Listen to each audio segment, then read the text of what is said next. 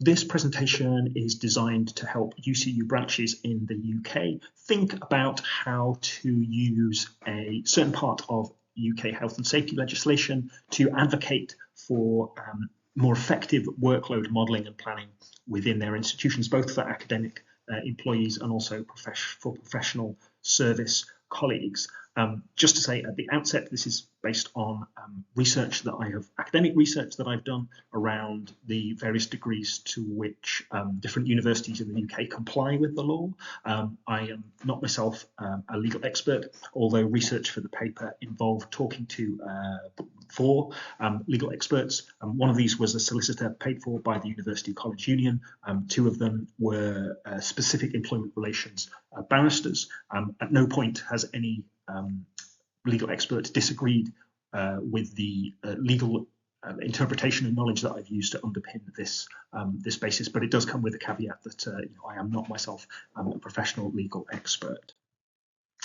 So to start with the basics, or so the foundation of my strategy, every worker in the United Kingdom has got a kind of inalienable right not to work more than 48 hours a week. So that's 8 hours Monday to Friday, and then 8 hours over the weekend, something like that. So it's a very high number of working hours. But this isn't really the point of my strategy. So this hopefully is more of a detail than anything else. Just to say at the outset, the legislation instantly says anyone who doesn't want the protection of this legislation can voluntarily opt out. They can also opt back in with any kind of reasonable notice if they prefer that.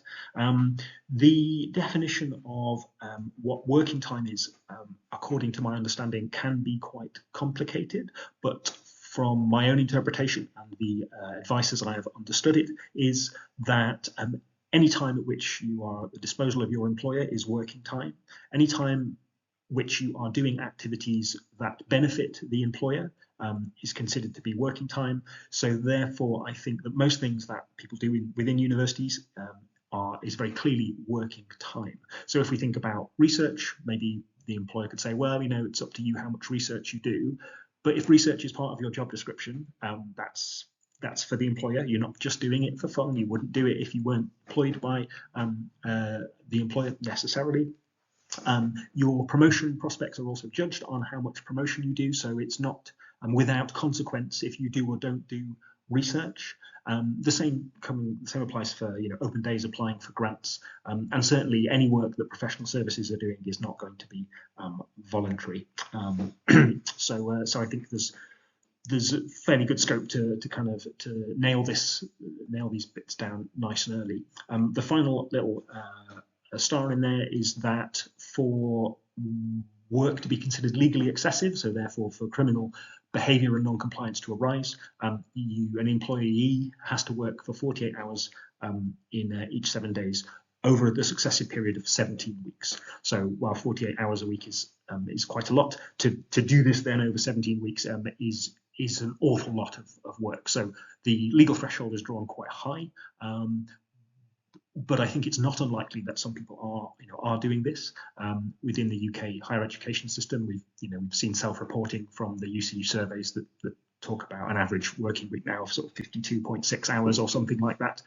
That may be an overestimation, but it's grounds to say this could well be happening when we think about how long terms are, and then how much time marking takes, recruitment takes, how much time professional service staff need to put into engagements and activities outside of teaching terms and things. So these are just the sort of details, but for me it's important, or not useful at this stage, to focus too much on them. The next bit of the legislation, I think, is the one to really look at here, and that's that every single employer in the UK, according to the law, shall take all reasonable steps to ensure that the maximum of 48-hour working week is not broken, where it applies to all the individual workers. And I think this is the place at which UCU branches and indeed UCU National could be using to lever in their negotiations around workload frameworks and workload models. just to distinguish my own language here, so I use the term workload framework to mean a kind of an institution, university-wide set of principles by which individual departments, units, schools will then develop workload models, which kind of do the empirical work of deciding how much time is allocated for different tasks, keeping things very bespoke to kind of the disciplines and to the particular professional service work areas. So that is the modelling then, and I do not, fundamentally, to sort of jump forward, I don't see how an employer could ever argue that they're taking all reasonable steps if they essentially have no real idea how long any of their activities take, or they have put in any effort whatsoever to thinking about how this work is spread out, not over an annual basis, but on a week-by-week basis. So this is where I think the lever is. Just to make quick reference to the research that I've done and is available in the paper. So some university terms and conditions, I think very problematically, actively deny academics and senior professional service staff the right to a maximum working week. They do this by claiming that these people are what is legally defined as autonomous workers. And therefore, because they are autonomous, they don't need protection because they can choose when and for how long they want to work, and therefore they're not entitled to it. What my paper does is look at the jurisprudence around this from the parent European legislation, looks at UK interpretation and official documents, and says, well, the official definition of legal autonomy is that a worker has total control of both the duration and the scheduling of their work. So therefore, examples of this might be, very genuinely powerful and genuinely autonomous managing directors, as is an example given in the legislation. But anyone who's been in a university for more than 30 seconds knows that it's quite clear that academics and professional service staff do not fit into this category because there's an employer-dictated teaching timetable. It's not acceptable to say you'll turn up to do your exam board duties, in 2 months after the exam board needs to be done in the summer, or that you will leave the exam board early because you just fancy it. You're going to do something that you think is more important, writing a lecture for 2 weeks' time. So universities couldn't function if this was the case. And I think, the institutions that are interpreting the law in this way and setting up contractual relations on this basis it's flagrant criminal violation of the law, and it's also total nonsensical. It's embarrassing. But anywho, something to differentiate again early on. So I think it's useful when we talk about our academic work and academic related work, we accept that we have flexibility. So no one is telling us that on Monday we have to write a paper and on Tuesday we have to apply for research and on Wednesday you need to process these applicants before you write up your report on Thursday. We're making choices and we have flexibility, a lot more than other professions. But this is not the same as legally defined autonomy. So I would very much encourage conversations around this to differentiate between those terms. Yes, we have flexibility, but it's not autonomy because the flexibility is not total, as far as my understanding goes. So moving on from these number of universities who are, I think, in clear non-compliance with the law. Most universities don't deny this fundamental right, but they don't necessarily make sure that employees are aware of it. Now, I think it's not directly legally problematic, but looking at the jurisprudence, there is a suggestion that employers do have a sense of responsibility to make sure employees are aware of their rights, because if employees are not aware of their rights, they cannot make sure that they take them. And this comes about because initially, when this whole legislation got passed down from the European Union, the UK government gave advice to employers, and it said, while you need to make sure you respect the law and no one works more than 48 hours and what have you, you don't necessarily have to tell your employees that they have this right. And the European Union said, no, that's very clearly incongruent with the spirit and meaning and whole point of this law. It's actively trying to undermine the thing it's trying to protect. So you can't, that advice is non-compliant and it was withdrawn. So if the advice is withdrawn as being non-compliant, I would say this suggests at least a very strong weighting that a responsible employer, as I'm sure UK higher education managers believe they are, a responsible employer would be making sure that employees are aware of this right by writing it very explicitly into the terms and conditions of their contractual agreements, as indeed is the case for some number of universities in the UK. So I would say this is, legally speaking, absolute best practice in terms of the terms and conditions. So just again, some universities not only accept that these rights apply to all of their employees, but they proactively inform them about the fact they are not allowed to work more than 48 hours a week, and they outline things that need to be done if that is looking like it's the case. So this is the best practice, and this is where all universities should be. But to sort of hone in on one example, so this is maybe a kind of a typical mid-tier, I guess, in terms of its compliance qualities and its levels of responsibility, kind of a mid-tier set of terms and conditions. So here, so all members of staff, so we take this to mean both academics and academic-related staff, need to observe a health and safety policy, which may be cross-referenced, and there is a specific reference here that they should also be required to comply with the provisions of the work time regulations concerning rest periods. Now, this is good because it doesn't explicitly deny the right to a maximum working week, but because it says work time regulations and rest periods, now work time regulations are the broader kind of legal instrument. So they do include things, they do include subjects such as statutory holiday and weekend rest, etc.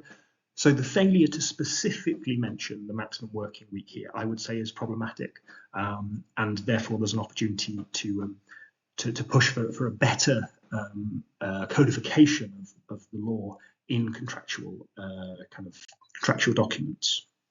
But what I want to do now is to come on to workload frameworks and workload models. We know that universities are in a whole range of states of development across the UK. Some haven't thought about it at all. Some are really quite developed at different scales within the institution, and then down within different schools. But one thing that I think is definitely the case, all university workload modelling is done on an annual basis. So there's no effort to plan over a weekly period, and there's also no empirical record keeping over something that would support the idea that the employer has taken the necessary steps to make sure the weekly maximum has not been broken. So what I would conclude on the basis of this is that all universities have failed to take all reasonable steps to ensure that the maximum working week is not broken. It's nonsense to say that you recognise this right, but then we're going to plan our work over an annualised period when we know about the kind of the ebbs and flows of university workflow. So this is where I think we have the lever to advocate and negotiate alongside all the other strategies that branches have around workload frameworks and models, because there are an awful lot of details to work through. Thinking about the strength of the lever and how we use this, so as far as I understand it, it's not possible to sort of raise a case with the health and safety executive, who are responsible for upholding this particular bit of legislation, on the basis that there's not a weekly workload model.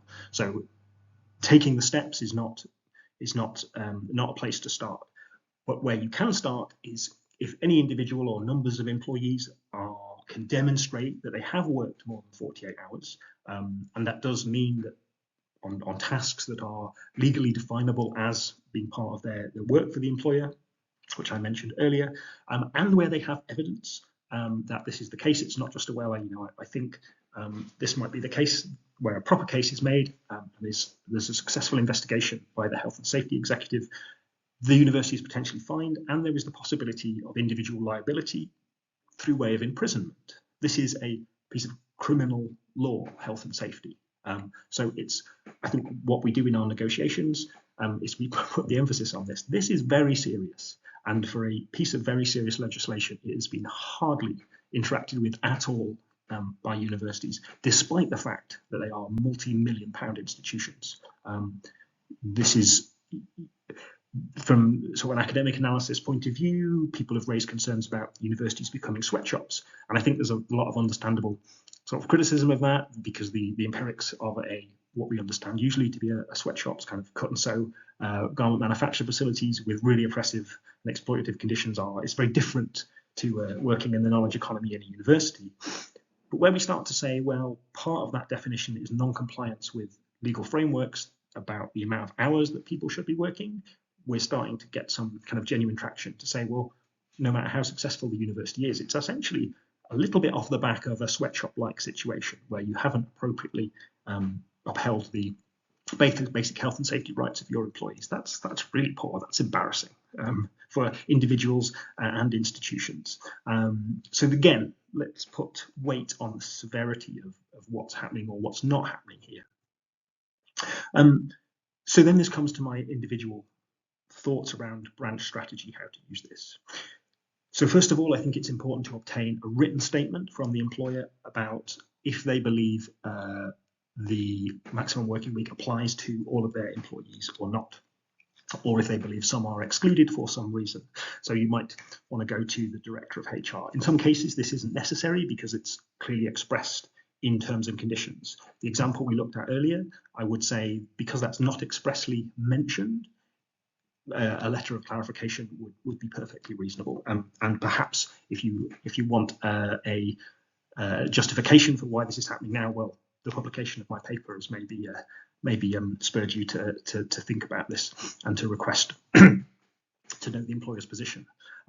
Where then this is accepted to be valid, that all academics and professional service staff do have this right, my next ask would be, well, then it should really be in the terms and conditions under the section that talks about working time and working hours, or somewhere else appropriate in maybe a health and safety document.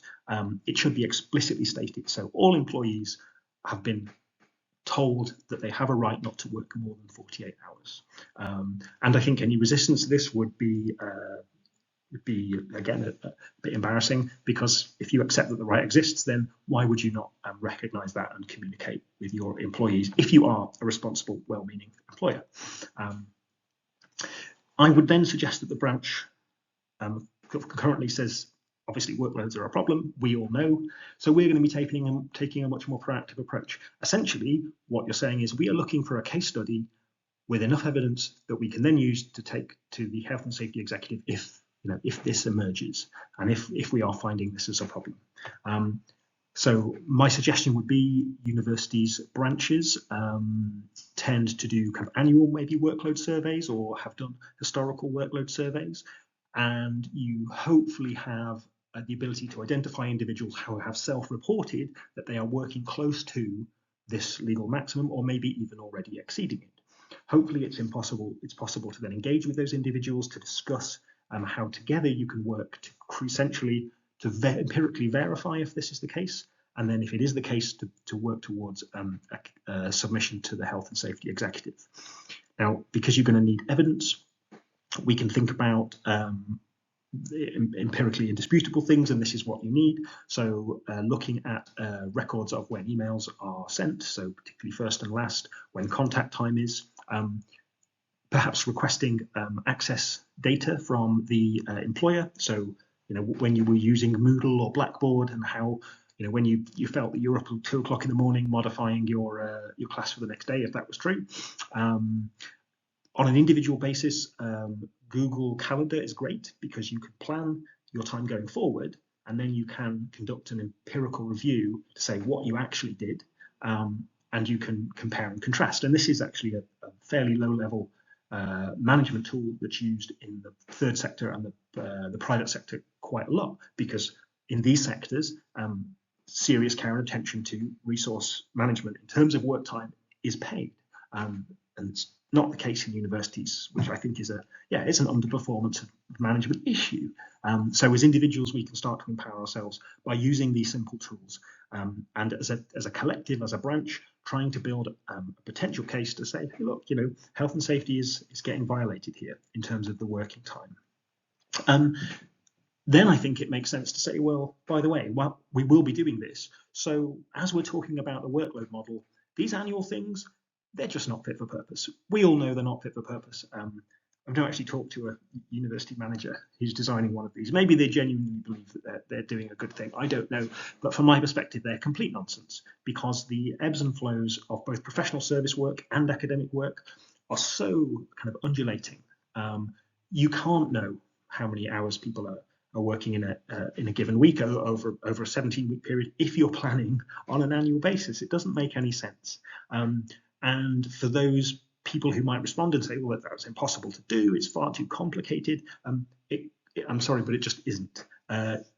You just need slightly better Excel skills. Or the question arises, well, how much investment have universities put into other business critical management systems? So, how much does it cost to run Moodle? How much does it cost to run Blackboard? And therefore, why can that magnitude of money not be put into something that is absolutely critical? Without your human resource, your university is nothing. So to say, oh, it's too expensive to be complying with the law, essentially, again, is a very, I think, disingenuous response.